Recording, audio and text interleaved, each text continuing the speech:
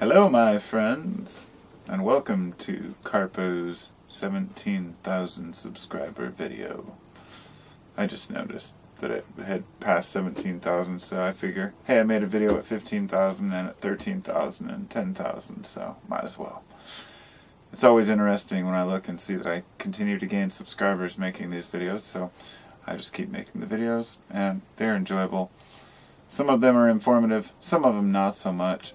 In fact, for this one, I really had some information I wanted to read about circadian rhythm, but I figured I'd just make a quick video because I don't really have time to make an in-depth one, and I'm hoping to do that tomorrow. Circadian rhythm, your body's natural clock. You have several different systems within your body, and I've been thinking a lot about this lately, and then there was a TED Talks I watched this morning where somebody was talking about the different systems within the body, the circadian system, how you have a central area that controls all the other systems, one ring to rule them all, so to speak.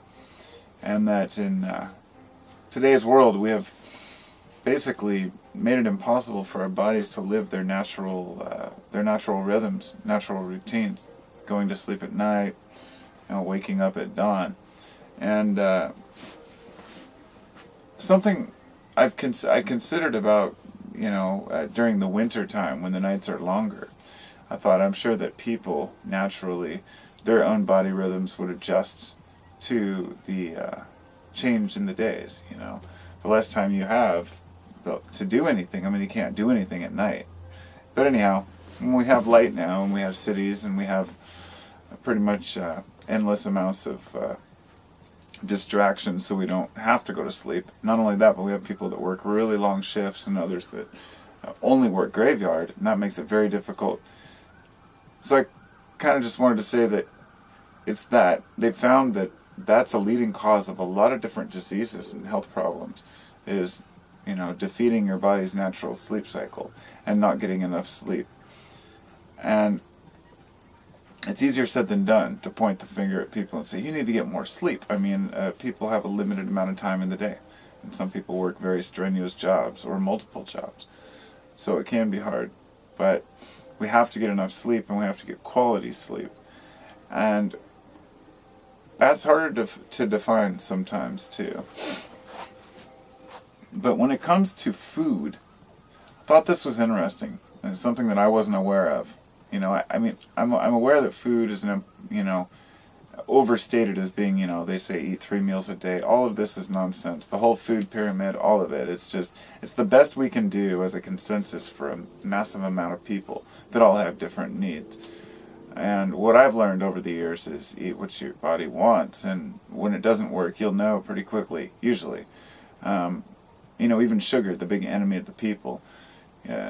Certain forms, I'm not going to go into the science behind sugar, but of course your brain needs it to survive. Glucose, and you can get it through other forms. You can get it through starches and polysaccharides, which are chain sugars, if you will, that apparently your body breaks down better. But what it really comes down to is not eating products that make you feel like crap. And it's pretty simple if you look around to see how many people are eating fast food on a regular basis, and it's not a good alternative to just eating something you cooked at home, whatever it might be, something as simple as like some rice and a little bit of chicken or something. But to each his own, everyone has their own diet. But the one part of it that I found the most interesting was it said you should give yourself a 15-hour window every day with no food. And so it's really important to get a full, they said 12, but 12 to 15 is preferable. That your body prefers this, and that it's not necessarily about what you eat, but about when you eat it, if that makes sense. And that it didn't even really matter if people, ate it at weird odd times of the day or evening, as long as they didn't eat too close to bedtime. And then allow yourself at least a full 12 hours. So if you eat at 6 p.m., don't eat it till at least 6 a.m. the next day. That's pretty easy for most people. But you can take it even down further and say eat 2 meals, a small meal around noon and another meal around 6, 7, 8 p.m., whatever works for you. But it's funny because I've always eaten this way. I've always been a light eater. And I can't say what's best for me or for anyone else because, it's hard. You don't try every single diet or different, I put it this way, I don't feel like I'm starving.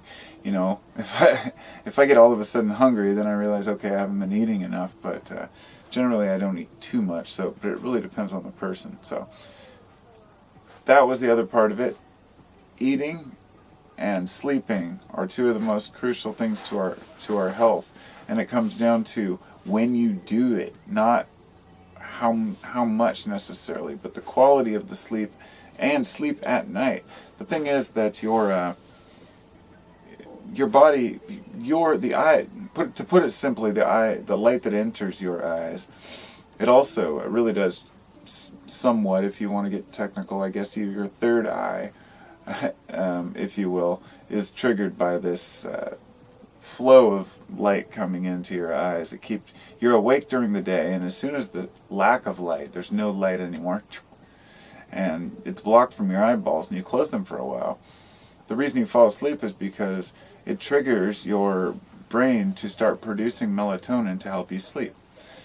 And this is why at night we sit and watch our TVs, and we're immersed in this blue light, as they call it most of the time. But light is light, really, if you're sitting there awake staring at something. But I do have a blue light filter on my phone, and I just keep it on all the time, just in case.